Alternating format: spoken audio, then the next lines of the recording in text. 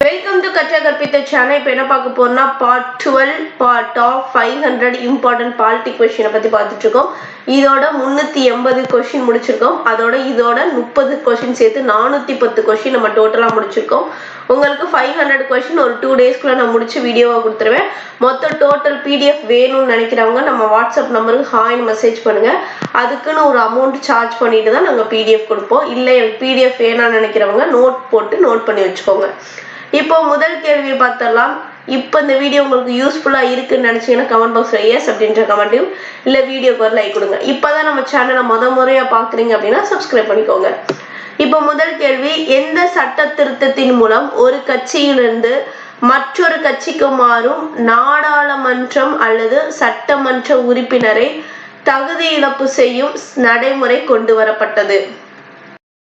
இதற்கு சரியான option A 52வது சட்ட திருத்தம். அதாவது 52வது சட்ட திருத்தப்படி ஒரு கட்சியிலிருந்து மற்றொரு கட்சிக்கு மாறும் நாடாளுமன்றம் அல்லது சட்டமன்ற உறுப்பினரை தகுதி இழப்பு செய்யும் நடைமுறை கொண்டு வரப்பட்டிருக்கு. 1985 இந்த 52வது சட்ட திருத்தம் கொண்டு வரப்பட்டிருக்கு. கட்சி தாவல் தடை சட்டம் எந்த வருஷம்னு தெரிஞ்சா கமெண்ட் பாக்ஸ்ல கமெண்ட் பண்ணுங்க. தெரியாதவங்க நோன்னு சொல்லுங்க, நான் உங்களுக்கு ஆன்சரை பின் பண்றேன். அடுத்து இரண்டாவது கேள்வி, அரசின் நிதி உதவியுடன் தேர்தல் பற்றி ஆராய்வதற்கு இந்திரஜித் குப்தா தலைமையிலான குழு எந்த ஆண்டு நியமிக்கப்பட்டதுன்னு கேட்டிருக்காங்க. இதற்கு சரியான ஆப்ஷன் டி 1998. அப்போ இந்திரஜித் குப்தா தலைமையிலான எதுக்காக குழு உருவாக்கப்பட்டுச்சு அப்படின்னா அரசு நிதி உதவியுடன் தேர்தல் பற்றி ஆராய்வதற்கு 1998ஆம் ஆண்டு இந்திரஜித் குப்தா தலைமையிலான குழு உருவாக்கப்பட்டிருக்கு. அடுத்து மூன்றாவது கேள்வி, நகர்மன்றத்தின் பணிகள் பொறுப்புகள் இந்திய அரசின் எந்த அட்டவணையில் குறிப்பிடப்பட்டுள்ளது? இதற்கு சரியான ஆப்ஷன் சி 12வது அட்டவணை. நகர்மன்றத்தின் பணிகள் பொறுப்புகள் இந்திய அரசின் எந்த அட்டவணையில் கூறப்பட்டுள்ளது? 12வது அட்டவணை. அடுத்து நான்காவது கேள்வி, மாநகராட்சி நிலைக்குழுவின் தலைவர் யார்? இதற்கு சரியான ஆப்ஷன் ஏ மேயர். மேயர் தான் மாநகராட்சி நிலைக்குழுவோட தலைவர். அடுத்து ஐந்தாவது கேள்வி, வாக்குரிமை என்பதன் பொருள் என்ன அப்படின்னு கேட்டிருக்காங்க. இதற்கு சரியான ஆப்ஷன் பி சுதந்திரம். சுதந்திரமா யாருக்கு வேணாலும் வாக்களிச்சுக்கலாம். அப்ப வாக்குரிமை அப்படின்றதோட பொருள் சுதந்திரம். அடுத்து ஆறாவது கேள்வி, மக்களவைக்கும் மாநில சட்டப்பேரவைக்கும் வயது வந்தோர் வாக்குரிமையின் அடிப்படையில் தேர்தல்கள் நடத்தப்பட வேண்டும் என அரசியலமைப்பு உறுப்பு எது சொல்லுதுன்னு கேட்டிருக்காங்க. இதற்கு சரியான ஆப்ஷன் ஏ 326 ஆர்டிகல் 326 என்ன சொல்லுதுன்னா மக்களவைக்கும் மாநில சட்டப்பேரவைக்கும் வயது வந்தோர் வாக்குரிமையின் அடிப்படையில் தேர்தல் நடத்தப்பட வேண்டும்னு சொல்லுது. அடுத்து ஏழாவது கேள்வி, ஒரு தொகுதியில் உள்ள உறுப்பினர்களின் மரணம் அல்லது பதவி விலகல் ஏற்படும் காலி இடத்தை நிரப்புவதை டேஷ் தேர்தல் சொல்றோம். இதற்கு சரியான ஆப்ஷன் ஏ இடைத்தேர்தல். அடிக்கடி நம்ம கேள்விப்பட்டோம் இடைத்தேர்தல் நடந்துச்சு அந்த தொகுதியில் அப்படின்னு. அது எதுக்காக அப்படின்னா ஒரு தொகுதியில் உள்ள உறுப்பினர்கள் மரணம் அல்லது பதவி விலகல், ஒன்று இறந்துருப்பாங்க இல்லைன்னா பதவி விலகி இருக்காங்க அப்படின்னா அந்த இடத்துக்கு என்னவாகும்? இடைத்தேர்தல் வரும். அடுத்து எட்டாவது கேள்வி, மக்களால் தேர்ந்தெடுக்கப்படும் பிரதிநிதி டேஷ் என்று அழைக்கப்படுகின்றனர். இதற்கு சரியான எம்எல்ஏ. எம்எல்ஏ அப்படின்றது சட்டப்பேரவை உறுப்பினர்கள். இப்ப நம்ம தமிழ்நாட்டுல இருக்கிறாங்களா சட்டப்பேரவை உறுப்பினர்கள், அவங்களதான் எம்எல்ஏன்னு சொல்றாங்க. இவங்க யாரு? மக்களால் தேர்ந்தெடுக்கப்படும் பிரதிநிதி.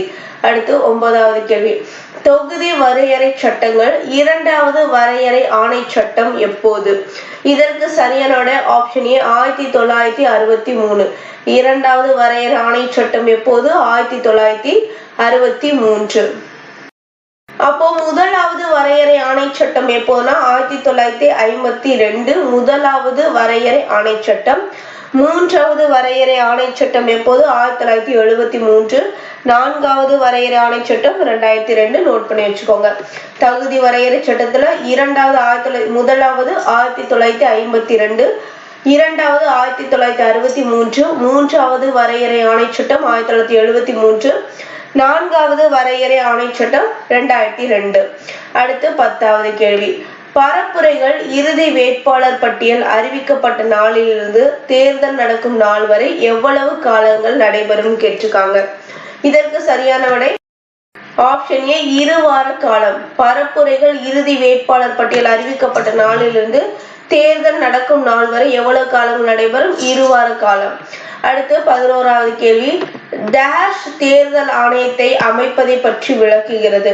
எந்த ஆர்டிகல் தேர்தல் ஆணையம் அமைக்கிறது பத்தி சொல்லுதுன்னு கேட்டிருக்காங்க. இதற்கு சரியான விடை ஆர்டிகல் 324. ஆர்டிகல் 324 தேர்தல் ஆணையம் அமைக்கிறத பத்தி சொல்லுது. அடுத்து 12வது கேள்வி, டேஷ் பேச்சு மற்றும் கருத்தை வெளிப்படுத்தும் சுதந்திரத்திற்கான உரிமை வழங்குகிறது. எது அப்படின்னு கேட்டிருக்காங்க. இதற்கு சரியான ஆர்டிகல் 19(1) என்ன சொல்லுதுன்னா, பேச்சு மற்றும் கருத்தை வெளிப்படுத்தும் சுதந்திரத்திற்கான உரிமையை பத்தி சொல்லுது. அடுத்து 13வது கேள்வி, சிறை அல்லது காவல்துறையினர் விசாரணையில் இருக்கும் ஒருவர் சட்டமன்றம் அல்லது நாடாளுமன்ற தேர்தலில் போட்டியிட முடியாது என எப்போது தீர்ப்பளிக்கப்பட்டது? இதற்கு சரியான ஆப்ஷன் ஏ ஜூலை 11, 2013. அதாவது ஒரு சிறை அல்லது காவல்துறை விசாரணையில இருக்கிற ஒரு சட்டமன்றம் அல்லது நாடாளுமன்றம் தேர்தலில் போட்டியிட முடியாது, கேஸ் இருந்துச்சு அப்படின்னா அவங்க நாடாளுமன்ற தேர்தலில் போட்டியிட முடியாதுன்னு சொன்னது ஜூலை 11, 2013.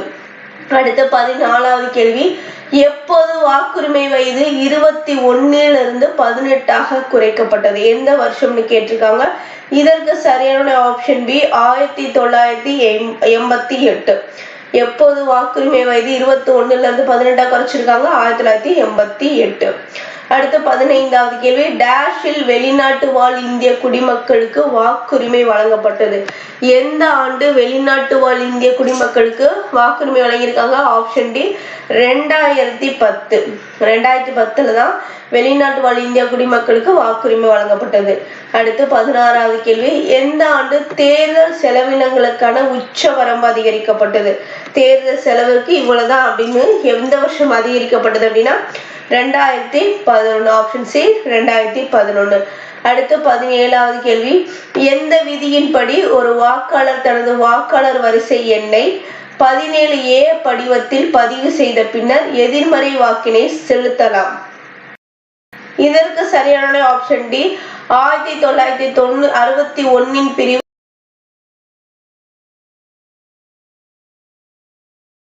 18வது கேள்வி, பஞ்சாயத்து அமைப்புகளின் செயல்பாடுகளை பற்றி ஆராயவும் அதனை செம்மைப்படுத்தவும் இந்திய அரசாங்கம் 1977 ஆண்டு அமைத்த குழு எது? இதற்கு சரியான ஆப்ஷன் அசோக் மேத்தா குழு. பஞ்சாயத்து அமைப்புகளின் செயல்பாடுகளை பற்றி எதை பத்தி பஞ்சாயத்து அமைப்பு செயல்பாடுகளை பற்றி ஆராயிறதும் அதை செம்மைப்படுத்துறதுக்காக எந்த வருடம் 1977 ஆண்டு அமைச்சதுதான் அசோக் மேத்தா குழு. அடுத்து 19வது கேள்வி, மக்கள் தொகை 20 லட்சத்துக்கு மிகாமல் உள்ள மாநிலங்கள் மற்றும் யூனியன் பிரதேசங்கள் கிராமம், ஒன்றியம் மற்றும் மாவட்டத்தை கொண்டு 3 அடுக்கு பஞ்சாயத்து அமைப்பு ஒன்றை ஏற்படுத்தி கொள்ள வேண்டும் என்று கூறும் சட்டப்பிரிவு. இதற்கு சரியான ஆப்ஷன் பி 243B. மக்கள் தொகை 20 லட்சத்துக்கு மிகாமல் உள்ள மாநிலங்கள் மற்றும் யூனியன் பிரதேசங்கள் கிராமம், ஒன்றியம் மற்றும் மாவட்டம் கொண்டு 3 அடுக்கு பஞ்சாயத்து அமைப்பு ஒன்றை ஏற்படுத்தி கொள்ள வேண்டும் எனும் கூறும் சட்டப்பிரிவு என்ன? 243B சொல்லுது. ரொம்ப இம்பார்ட்டன்ட் கொஸ்டின், நோட் பண்ணிக்கோங்க. அடுத்து 20வது கேள்வி, நகர உள்ளாட்சி அமைப்புகளில் 3 அடுக்கு முறை பரிந்துரைக்கப்பட்ட சட்டப்பிரிவு. சட்ட திருத்தம் வேறு, சட்டப்பிரிவு வேறு. நகராட்சி உள்ளாட்சி அமைப்புகளில் 3 அடுக்கு முறையே பரிந்துரைக்கப்பட்ட சட்ட திருத்தம் எதுன்னு கேட்டிருக்காங்க. இதற்கு சரியான ஆப்ஷன் சி 73வது சட்ட திருத்தம். அடுத்து 21வது கேள்வி, பேரூராட்சியின் பதவி காலம் என்ன? பேரூராட்சியோட பதவி காலம் என்ன? 5 ஆண்டுகள். அடுத்து 22வது கேள்வி, பேரூராட்சியின் கூட்டத்தை யார் கூட்டுவார்? இதெல்லாம் நோட் பண்ணி வச்சுக்கோங்க. இதற்கு சரியான ஆப்ஷன் டி துணை ஆணையர். பேரூராட்சியின் கூட்டத்தை யார் கூட்டுறது? துணை ஆணையர். அடுத்து 23வது கேள்வி, கீழ்கண்டவற்றுள் பிரிவு 25 விளக்குவது எது? ஆர்டிகல் 25 எதை சொல்லுதுன்னு கேட்டிருக்காங்க. இதற்கு சரியான எந்த ஒரு சமயத்தை ஏற்கவும் பின்பற்றவும் பரப்பும் உரிமை 24வது கேள்வி, ஆபத்தான இடங்களில் குழந்தை தொழிலாளர் முறை தடுத்தல் பற்றி கூறும் சட்டப்பிரிவு எதுன்னு கேட்டிருக்காங்க. இதற்கு சரியான விடை ஆப்ஷன் டி பிரிவு 24. அப்போ பிரிவு 24 மணி நேரம் குழந்தைகளை எப்படி கண்காணிக்கணும்ன்ற மாதிரி ஞாபகம் வச்சுக்கோங்க. ஆபத்தான இடங்களில் குழந்தை தொழிலாளர் முறை தடுத்தல் பற்றி கூறும் சட்டப்பிரிவு பிரிவு 24. அடுத்து 25வது கேள்வி, அம்பேத்கரின் கூற்றுப்படி இந்திய அரசியலமைப்பின் இதயம் மற்றும் ஆன்மா என குறிப்பிடப்படும் சட்டப்பிரிவு எது? இதற்கு சரியான விடை ஆப்ஷன் சட்டப்பிரிவு 32. அப்போ அம்பேத்கர் என்ன சொல்லியிருக்காரு, இதயம் மற்றும் ஆன்மா அப்படின்னு எந்த ஆர்டிக்கலை சொல்லியிருக்காரு? ஆர்டிகல் 32.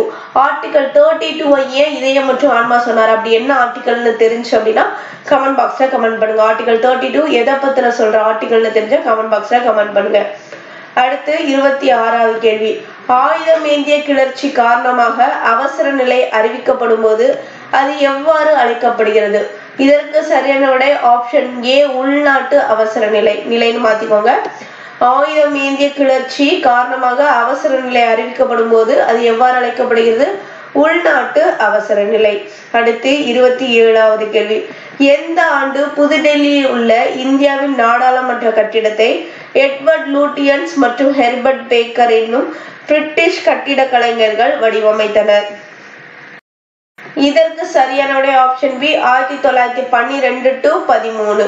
எந்த ஆண்டு புதுடெல்லியில் உள்ள இந்தியாவின் நாடாளுமன்ற கட்டிடத்தை எட்வின் லூட்டியஸ் மற்றும் ஹெர்பர்ட் பேக்கர் என்னும் பிரிட்டிஷ் கட்டிட கலைஞர் வடிவமைச்சிருக்காங்க? 1912 to 13. கட்டடத்தை 1921 கட்ட தொடங்கியிருக்காங்க. 1927 கட்டிடத்தை முடிச்சிருக்காங்க. அதாவது வடிவமைச்சது பிளான் பண்ணது 1912 to 13. கட்டடத்தை கட்ட ஸ்டார்ட் பண்ணது 1921, கட்டி முடிச்சது 1927. நோட் பண்ணிக்கோங்க எக்ஸ்ட்ரா. முழு அதிகாரத்துடன் கொண்ட ஒரு அரசாங்க முறை எதுன்னு கேட்டிருக்காங்க. முழு அதிகாரத்துடன் கொண்ட ஒரு அரசாங்க முறை எதுன்னு கேட்டிருக்காங்க. ஆப்ஷன் டி இதுக்கு தனி நபர் ஆட்சி. அடுத்து 29வது கேள்வி, ஒரு நபர் அரசரோ அல்லது அரசியலோ ஆட்சி செய்யும் முறை என்ன சொல்லியிருக்காங்க? முடியாட்சி. ஆப்ஷன் பி முடியாட்சி. ஒரு நபர் அரசரோ அல்லது அரசியோ ஆட்சி செய்யற முறை என்ன சொல்லியிருக்காங்க? முடியாட்சி. அடுத்து 30வது கேள்வி, முன்னாள் சோவியத் யூனியனுக்கு எடுத்துக்காட்டு எது அப்படின்னு கேட்டிருக்காங்க. இதற்கு சிறுகுழு ஆட்சி. இந்த 3 கேள்விகளுக்கும் தொடர்பு படுத்தி பாருங்க. முழு அதிகாரத்துடன் கொண்ட ஒரு அரசாங்க முறை, கவர்மெண்ட் அரசாங்க முறை வந்து தனிநபர் ஆட்சி. ஒரு நபரோ அரசரோ அல்லது அரசியோ ஆட்சி செய்யறது முடியாட்சி, முன்னாடி நடந்தது. முன்னாள் சோவியத் யூனியனுக்கு எடுத்துக்காட்டுனது சிறுகுழு ஆட்சி. ஆட்சின்னு இருக்கு, இட்டு போட்டுக்கோங்க. இதோட 30 கேள்விகள் முடிச்சிருக்கோம். அதாவது பாலிட்டியை பொறுத்த வரைக்கும் 410 கேள்விகள் பார்த்திருக்கோம். பார்க்காதவங்க இப்பதான் நம்ம சேனல் முதல் முறையை பாக்குறீங்கன்னா பிளேலிஸ்ட் போய் பாலிட்டிக்கான பிளேலிஸ்ட் பார்த்தீங்கன்னா வரிசையா நமக்கு கொஸ்டின்ஸ் எல்லாம் இருக்கும், எடுத்து நோட் பண்ணிக்கோங்க. இல்லை எனக்கு PDF வேணும்னு நினைக்கிறவங்க வீடியோவில் நம்ம சேனலோட நம்பர் இருக்கு, அதுக்கு மெசேஜ் பண்ணீங்க அப்படின்னா அதுக்கான பேமெண்ட் இருக்கும். அதை பே பண்ணிட்டு நீங்க PDF வாங்கிக்கோங்க. இந்த வீடியோ உங்களுக்கு பிடிச்சிருந்துச்சுன்னா லைக் பண்ணுங்க, ஷேர் பண்ணுங்க, சப்ஸ்கிரைப் பண்ணிக்கோங்க. நன்றி.